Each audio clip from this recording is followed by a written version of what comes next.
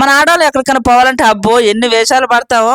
అందులో పెళ్లికి పోయే పని అయితే పెళ్లి కూతురు కన్నా మనమే అట్రాక్టివ్ ఉండాలని అనుకుంటాం కదా. మా వారు ఓ అమ్మాయి గారు పెళ్లికి పోదామని 3 రోజుల ముందర చెప్పేశాడు. మగవాళ్ళకి ముందర చూపు అబ్బాయి ఎట్లయినా మనకి ఎన్ని పనుంటే చెప్పండి, లేకుంటే 3 రోజులు అంటే అసలుకి ఇంకా చాలా తక్కువ. అసలుకి 3 రోజులు వారం రోజులు ముందర చెప్పాలి.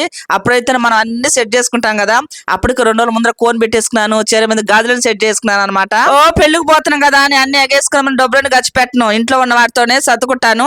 అట్లయితేనే పోతాను, లేకుంటే అసలు ఆ పెళ్లికే పోను అనమాట. నేను వీడియో వచ్చేసి కార్తీక పౌర్ణమి రోజు అనమాట. వీడియోలో అయితే అస్సలు అప్లోడ్ అవతలేదు. మరి ఈ వీడియో ఎప్పుడు వస్తుందో కూడా తెలియదు.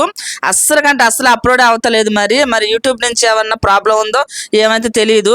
ఇక నా ఆ రోజు అనమాట ఈ వీడియో. ఇంటి ముందర ముగ్గు అయితే వేసుకొని దీపాలు అయితే వెలిగి చేశాను. ఇంట్లో కూడా 365 ఒత్తులు అయితే పెట్టాను. గుడికైతే ఏం పోలేదబ్బా. ఇక్కడ నాకైతే తోడు ఎవరు లేరు. తోడు ఎవరు ఉంటే బాగుంటది కదా. ఇక ఎవరు లేపలేక ఇంట్లోనే 365 ఒత్తులు అయితే వెలిగి చేశాను.